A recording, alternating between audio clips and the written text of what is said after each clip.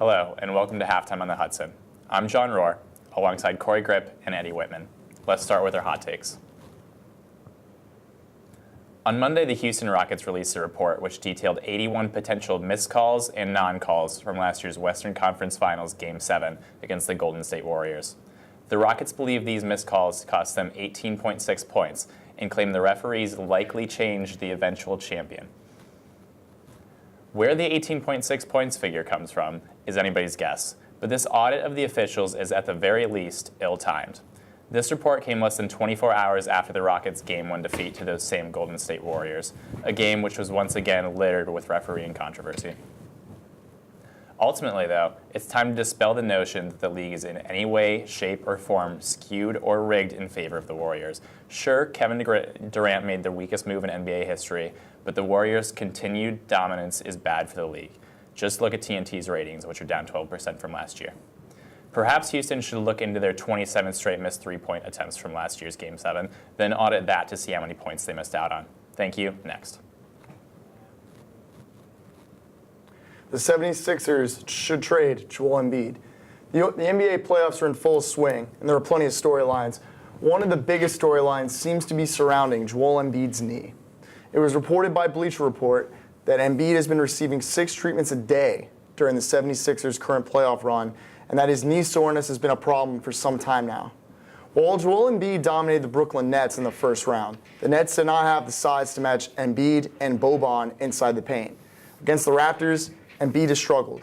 He did not play well in either game 1 or 2, scoring 12 and 16 points, and it took 30 points from Jimmy Butler for the 76ers to split on the road. Joel Embiid is a great player, but has missed 2 full seasons due to ongoing knee problems and only played 31 games his rookie season. He's played at a high level most of the last 2 seasons, but has still continued to attract injuries. Ben Simmons, on the other hand, has been very healthy outside of a freak foot injury that cost him his first year in the league. He has averaged, in his short career, 16 points, 8 rebounds, 8 assists, and nearly 2 steals per game. While he has struggled as a free throw shooter and with his jump shot, he's continued to work on his game and will likely do so this coming offseason. With Ben Simmons as a center, the 76ers are flexible defensively as they can switch every position on the floor and cause havoc on the perimeter with their length. Offensively, Simmons has a strong inside game and should use that to his advantage, but he can also run the point center off of a defensive rebound and then release a pass to the shooters on the wings. Re-signing Tobias Harris and Jimmy Butler should be a priority for the 76ers, as both are very good shooters who are also great defenders on the other end and would fit well around Ben Simmons. Embiid will attract many trade offers despite the knee problems, and the 76ers will possibly be able to help the cap space as well as receive some draft compensation and young shooters. Knee injuries are no laughing matter, and the 76ers should quit a year ahead on Embiid a year early before he potentially has no trade value. This all depends, of course, on how Embiid plays or not plays the rest of the playoffs, but I can assure you the Toronto Raptors are advancing to the Eastern Conference Finals.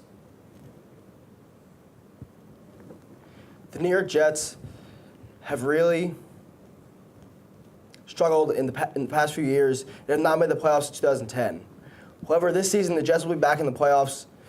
To start this offseason, Adam Gase was named head coach and Greg Williams was named defensive coordinator. These are 2 of the well-respected coaches in the NFL and are known for their toughness. Jets general manager Mike McCagnon has done a great job in the past few years of building up this roster with young talent, drafting guys like Leonard Williams, Jamal Adams, Marcus May, and quarterback Sam Darnold. There's a lot of hype coming into this offseason for the Jets, having the most cap space in the league and also the number 3 pick in the draft to add to this young core that's already been built. The Jets made most of their opportunities in free agency and the draft. In free agency, the Jets were able to get 4 great veteran players. They were able to sign the best offensive and defensive player available in free agency, signing Pro Bowl running back Le'Veon Bell away from the Steelers and also linebacker C.J. Mosley away from the Ravens. Bell will be able to take so much pressure off Sam Darnold's shoulders. It will help the offense immensely the second he steps on the field. Mosley brings leadership on the other side of the ball, also a hard-working, hard-hitting linebacker. Additionally, the Jets are able to trade for Raider offensive lineman Kelechi Osemele, who stands at 6'5", 335. He's one of the biggest players in the league and will certainly help protect Sam Darnold a lot.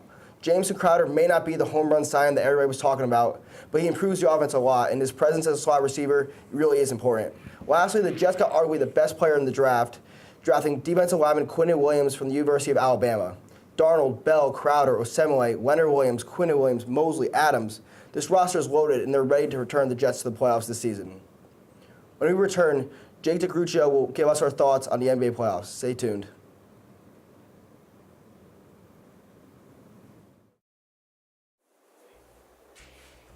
Thank you, Eddie. Round 2 of playoff basketball is officially underway, and each series is a must-see matchup.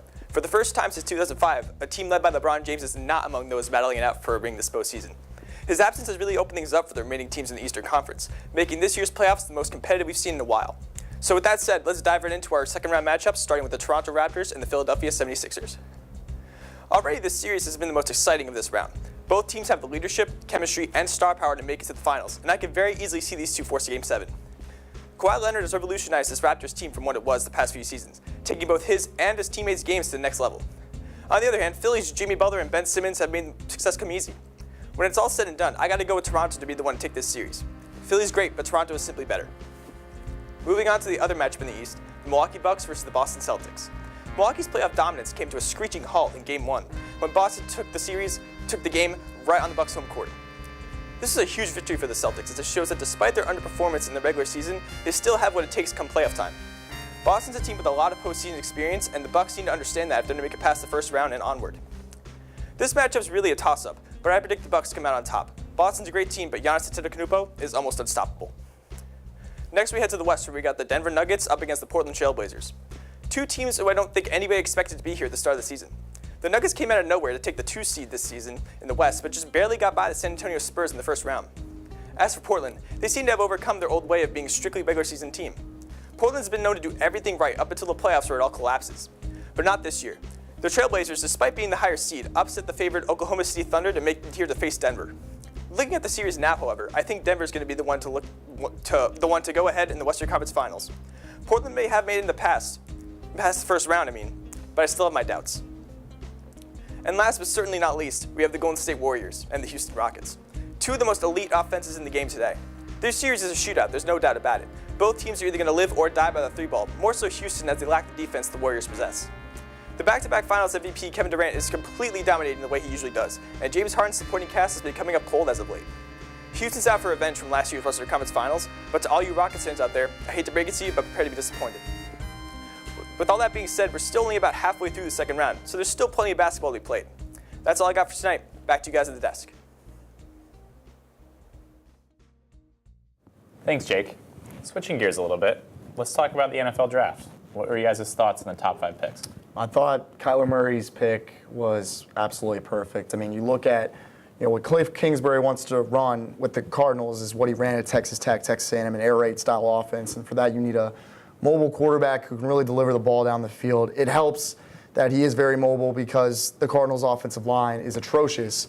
But, they did a really nice job with their other picks as well. They took a couple receivers, Hakeem Butler from Iowa State, Andy Isabella from UMass. They also took a corner, the first pick of the second round, who should have been a top 20 pick, Byron Murphy out of Washington. They got a lot of young pieces out there. I think Kyler Murray is going to have a lot of success in this league. I don't really mind his height. I think if you can play, you can play. And I think he's proven that. I also think he's a great teammate. I don't buy any of these anonymous reports about how he's not, he doesn't work hard and he's not a good teammate. So I think that couldn't have been a better first pick for the Cardinals. Yeah, I feel like pretty much 4 of the 5 picks weren't really a surprise. Top 3 with Kyler Murray going number 1, Nick Bosa, then Quinton Williams, and then at 5 with Devin White going to the Bucks. But to see Farrell go number 4 to the Raiders, I was honestly shocked by that one. Well, I think the biggest thing for me is that no one saw him going maybe higher than late top 10. But I watched this guy play at Clemson for 2 or 3 years, and this guy's an absolute monster. This guy was the best Clemson defensive lineman, and yet he was probably the least talked about. He was ACC Defensive Player of the Year this past year. Had over 11 sacks, 20.5 tackles for loss. This guy is a really great player. And you know what? If you're looking for a culture change, go to Clemson, because all these guys are getting drafted from Clemson to the NFL. They helped change the culture with Dabo Swinney. And I think John Gruden is looking for guys that are going to change the culture in Oakland and soon to be Vegas. I think guys like Josh Jacobs, Cleveland Farrell, I think those guys can bring those intangibles to the locker room, which I think is invaluable.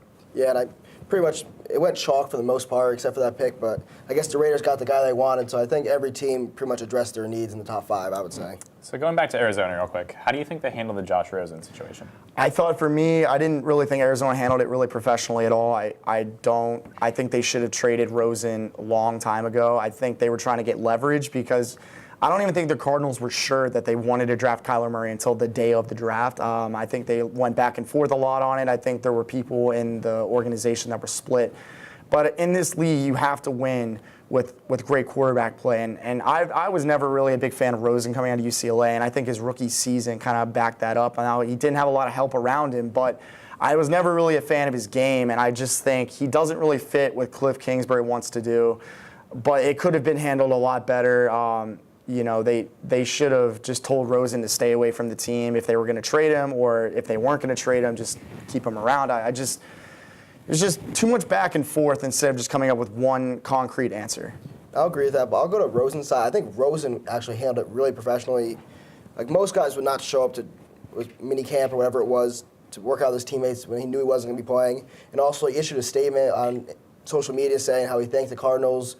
He was wishing Kyler Murray luck and kind of as a joke offered Kyler Murray his apartment since he was leaving for Miami.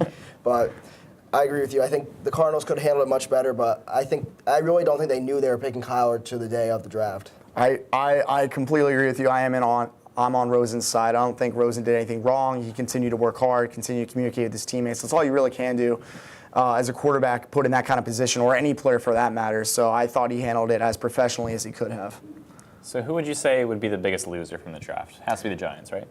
I'm actually going to go the opposite direction because I just think it's too easy to make fun of the Giants because I do think they took some good players. I just think the whole Daniel Jones pick kind of overshadowed the rest of their draft. It actually wasn't as bad as you would think, but I think the Texans had by far the worst draft. And for a team coming off their first playoff appearance in a few seasons, they really didn't do anything to address any of their holes. They lost their top 2 corners from last year. They got the whole franchise tag thing going on with Clowney. Not really sure if they're going to sign him to a long-term extension or if they're going to play it out, if they're going to play chicken, who's going to flinch first. But, their biggest problem last year was their offensive line, okay? And Deshaun Watson was sacked 62 times. He is a great talent, one of the best college quarterbacks I've ever seen play, and he's proven that he's an elite quarterback at the NFL level. The problem is that he's been getting hurt the past couple of years, and that's because of his offensive line is just so bad.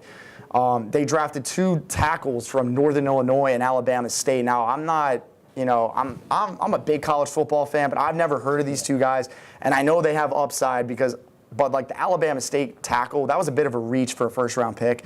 They also reached for a really raw corner out of Kentucky, Lonnie Johnson Jr., who could develop into something, but with really raw players, you don't know what you're going to get. So I don't think they addressed any of their concerns. In fact, I think they got worse. And I also think unless those 2 tackles play well, they're going to be the worst team in their division next year, despite having Hopkins and Watson. You never know with Fuller being always hurt, and I'm not a big fan of Lamar Miller. They didn't get better at all. I think they got worse. Yeah, I'll go to the Giants. It was pretty obvious. I remember I was jokingly saying when Goodell came out for the 6th pick, watch Daniel Jones get picked, and then he actually got picked, and I was honestly in shock. But I guess that's their guy they wanted. But last year was the year the quarterbacks were there. There were so many quarterbacks early in the draft, and this was the year the pass rushers were at the top of the draft, and the Giants went the opposite way both years, taking obviously Barkley last year and then a quarterback this year. And then also their other 2 first-round picks. I think Lawrence might be a good player at defensive tackle, but on DeAndre Baker, yes, he's a great player, but there were so many good corners in the second round. So the Giants traded both their second-round picks to get back into the first round, and they probably could have got a corner anyways with their second-round picks. So the Giants were definitely a lot of questionable moves. So Dave Gettleman definitely has to hope that these guys turn out to be good players. And Haskins was still there. Exactly. Yep. So, do you think Jones, as Gettleman said, would have been there at 17? Absolutely. I think it's a smoke show. I don't think there was going to be any teams that were going to take him. And for me personally, I looked at Daniel Jones and I'm like, this guy's maybe the 5th or 6th best quarterback in this class. I don't understand what everyone's watching. I watched him play in the really weak ACC last year. The conference was, as a whole, outside of Clemson, was just terrible. Man, Syracuse was relevant, winning 10 games, but he didn't play well against a lot of average teams. In fact, I don't think a lot of people really know this, but his last college start outside of the bowl game against Temple, Duke got blown out 62-7 against Wake Forest at home. So, You're telling me that's a top 10 pick? I don't think a top 10 pick would lose that badly at home on his senior day. I just don't understand that. I don't think he's going to be very good. I think Finley, I think Greer, I think Haskins, Murray were all better than him. It was a huge reach. I mean, this was the biggest reach. They could have gotten him in the second round, I think, because I don't see it. I don't see the talent. I don't see it on tape, and I don't understand what Gettleman's doing. He has no plan. He has no clue what he's doing. I'm just waiting for Gettleman to look like a genius in 3 years, but like as of right now, I don't see it working out. Yeah, I agree. I think he would have been there at 17. I mean, there wasn't many teams drafting a quarterback. I mean, Haskins dropped to the Redskins, so the Redskins are probably super happy. I think he's the best quarterback in the draft, Haskins, not Daniel Jones. No, definitely not. But yeah, I think the Giants could have got him much later in the draft for sure. Yeah, Daniel Jones at one point threw 8 or 9 interceptions in a game, which is as many as Dwayne Haskins threw all season. Wow. So basically, for all intents and purposes, they turned Odell Beckham Jr. into Dexter Lawrence at 17. I'm just really questioning Gettleman's football IQ. I mean, he said Eli still got it last year. I don't know what football you've been watching for the past 3 years, but Eli hasn't had it. And, since they won the Super Bowl against the Patriots, back in 2011. And then he said this guy was blowing everyone away at the Senior Bowl. And then Mel Kiper Jr. from ESPN comes out and he's like, I don't know what Gettleman's talking about. I was at the Senior Bowl too, and he had accuracy problems. He couldn't throw through the wind. His arm strength had issues. I'm like, this sounds like Eli. I mean, they're drafting another Eli, and maybe he's a little bit more mobile, but they could have gotten a much better quarterback in the second round, even at 17. It blows my mind. I really don't understand what Gettleman's doing. Puzzling for sure. It's a little too early to tell. None of them have played any NFL games yet. But who would you say won the 2019 NFL draft? I'm going to say, man, there's a lot there, and there's a lot of really good teams. I just want to put that out there because a lot of teams had a lot of success. But I'm definitely going to say I would put San Francisco up there. I'd also put the Colts up there. Just because I think both teams drafted starters at each position. I think the Niners had the potential to have the offensive and defensive rookies of the year on their same team. I think Nick Bosa is going to start from day one. He's an absolute monster. I know he got hurt in college, but the film is there, and I think, and a lot of people are saying this too, he's going to be better than his brother Joey ever was, and he's already a stud. And then Deebo Samuel, man, this guy can fly. Watched him play in the SEC for a couple years. He is a playmaker, and that's the one thing the Niners didn't have was a receiving playmaker who could really just take the top off of a defense. And they took a project in Jalen Hurd, a running back turned receiver who played his first full year as a receiver at Baylor last year, had some good numbers. I think those two guys, along with McKinnon and Tevin Coleman and a healthy Jimmy Garoppolo and Bosa and Dee Ford, this team is winning the NFC West next year, and I think because of all the additions they've made, along with everyone coming back healthy, I think they had to have had the best draft. I agree with those two teams. That was my top pick, but I'll go some different teams. I'm going to say the teams that made the trade, the Cardinals and the Dolphins, I think they may not have the biggest splashes with all their picks, but I think quarterback's so big in the NFL, especially for the Cardinals, in a division with Russell Wilson, Jared Goff, now Garoppolo. Now the Cardinals have their guy, Kyler Murray. They can start to build around him, and they add a corner in the second round. So they filled a lot of needs, receiver, line. They were able to do a lot of good things. So Kyler Murray's he's definitely their building block to build for the future. And also, the Dolphins got a guy who went top 10 in the draft last year for a second-round pick, and that's pretty good value. Hopefully, maybe he'll turn out for the Dolphins, but I think those two really, they got the quarterbacks right, so I think they're set for the future. And just going back to the Colts real quick, I mean, Rock Ya-Sin, probably the best name in the draft. I mean, he's going to start from day one. The Colts grabbed a speedy receiver at Ohio State, Paris Campbell, who Andrew Luck is going to absolutely love because they've had injury problems at the receiver position the past couple of years.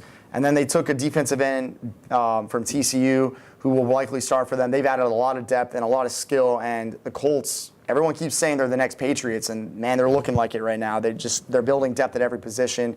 Excellent GM, excellent quarterback, excellent coach. This team is definitely going to be one of the best 2 or 3 teams in the AFC, possibly the NFL next year. Awesome. Well, when we come back, Dillon Dunwoody will be here to give us his thoughts on the NHL playoffs. The NHL playoffs are well underway, and what a start they've had.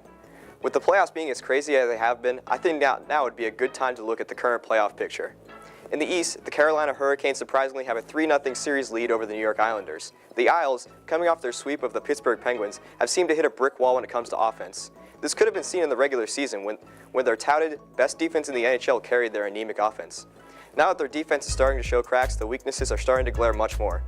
Despite Robin Lehner having a .942 save percentage, the Isles cannot provide him with any support. That's not to take away from the Hurricane surge though. Warren Foegele has become something of a folk hero, putting up 8 points in this playoffs alone. To put that in perspective, during the entire 82-game regular season, he only had 15 points. If this series continues the way it has been going, we will most likely see a sweep of the New York Islanders. The other matchup in the East features the Boston Bruins and the Columbus Blue Jackets. The Jackets have been one of the most exciting storylines of the entire playoff. The Jackets barely making the playoffs, squeaking in at the end of the season by just a single point. Their reward was facing the historically good Tampa Bay Lightning, being one of the best teams in the salary cap era. Most people, including myself, wrote off the Jackets as easy fodder for the Lightning machine. With everything going against them, the Jackets somehow managed to sweep one of the most dominant teams ever. Deadline acquisition Matt Duchene has shown that he can be an effective point producer in the playoffs, leading the team along with Artemi Panarin with 9 points in their road to Boston. Boston, on the other hand, as is tradition, beat the Toronto Maple Leafs in 7 games to make it to the second round. Brad Marchand has been just as advertised, being a nuisance to both teams both on the score sheet and on the ice with his antics, which warranted many fans to ask for his suspension. I see this series going to Game 6 where the Blue Jackets will take it. Out west, the Colorado Avalanche are taking on the San Jose Sharks. Despite many doubters, San Jose has made it to the second round after an exciting 7-game series with the Vegas Golden Knights. The big guns for San Jose have been firing on all cylinders, with Logan Couture being absolutely stellar in this series. With 12 points overall in the playoffs and a Game 3 hat trick, he has been absolutely on fire. On the other side of the coin, the Avalanche top line have also been deadly. Just as one would expect, Mikko Rantanen and Nathan MacKinnon have led the team in points for forwards, but Tyson Barrie has been dropping bombs from the point, putting up 8 points this playoffs. The Avalanche are going to need depth scoring to help them get back into the series if they want to have a chance. I see the series going to 6 games with San Jose coming out on top. And last but not least, the Dallas Stars are facing the St. Louis Blues. As a juxtaposition to the other matchup out west, Dallas has been scoring throughout their lineup. Matt Zuccarello, returning from injury as the playoffs started, has really helped elevate this Stars team to a contender. He has 9 points in this playoffs alone and has been on a line with Rupe Hintz and Tyler Seguin in his most recent game, an upgrade from the line he had been on in New York. St. Louis, on the other hand, has struggled to find offense in this series. Vladimir Tarasenko has been held to a meager 5 points in this playoffs despite being centered by an excellent Ryan O'Reilly. Their second line has also disappeared, with Oscar Sundqvist only having 4 points so far this playoffs. If the Blues hope to advance, their top 2 lines need to start producing at a more consistent rate, as they will not be getting other points in the lineup. I see this series going to 6 games with Dallas on top. That's my current playoff report. Back to you guys at the desk. Thanks, Dillon. Now on to our games of the week. On Saturday night, there will be a big game in the NBA second round as the Golden State Warriors travel to Houston to take on the Rockets. The Warriors currently lead the series 2-0, so this is definitely considered a must-win for the Rockets, who've been one of the best teams in the league on their home court this season at 34-10. This series has had a lot of hype and a lot of bad officiating and a lot of star players. The first 2 games of this series have been highly competitive, and it has become 100% clear that these 2 teams do not like each other. The teams will be having a 3 days off between games 2 and 3, which is probably very beneficial for both teams, who are dealing with a lot of injuries. In just Game 2 alone, Steph Curry dislocated his finger, and James Harden got a scratch across his eyeball, which affected his vision throughout the whole game. This is going to be a fun, high-energy, heated basketball game on Saturday night in Houston. Milwaukee Bucks at Boston Celtics, Game 3. Series is tied 1-1 between the Celtics and the Bucks, with both teams blowing out one another in Games 1 and 2 in Milwaukee. Boston, however, plays much better at home and had a 28-13 record during the regular season and won their first 2 home playoff games against the Indiana Pacers. The Celtics did their job. They split on the road, and most importantly, they have held Giannis in check for 2 games. He shot 7 of 21 in Game 1 and 7 of 16 in Game 2 while also missing 4 or 5 free throws. The Bucks were just unconscious from 3 in Game 2. They took 47 threes and made 20 of them, both being franchise playoff records. They will likely not repeat that performance in Game 3, especially with the game being in Boston. Expect Kyrie to go for 30 after a tough game in Game 2 where he only scored 9 points. And I also expect Jason Tatum to respond to the critics with a 20-point performance after struggling in Games 1 and 2. I also expect Giannis to play a little bit more efficiently on the offensive end. But with the drop-off in threes, Giannis will not be able to defeat the talented Celtics. I'll take the Celtics 107 to the Bucks 95. My game of the week this week is Game 4 of the NHL's Eastern Conference semifinals between the Columbus Blue Jackets and the Boston Bruins. After completing a first-round sweep of the Tampa Bay Lightning, who coasted the President's Trophy this year and were betting favorites to hoist Lord Stanley's Cup, the Jackets have quickly become the story of these playoffs. After 19 seasons, the Blue Jackets finally won their first playoff series, and they aren't showing any signs of slowing down. Led by goaltender Sergei Bobrovsky, left wing Artemi Panarin, and head coach John Tortorella, the Jackets currently lead the series 2-1. Game 4 will provide an excellent opportunity for Columbus to take a commanding 3-1 series lead at Nationwide Arena, where they've looked nearly unbeatable this postseason. That's all we have time for this week. Alongside Corey Grick and Eddie Whitman, I'm John Rohr. We'll see you next semester. That hockey stuff was, I have no idea.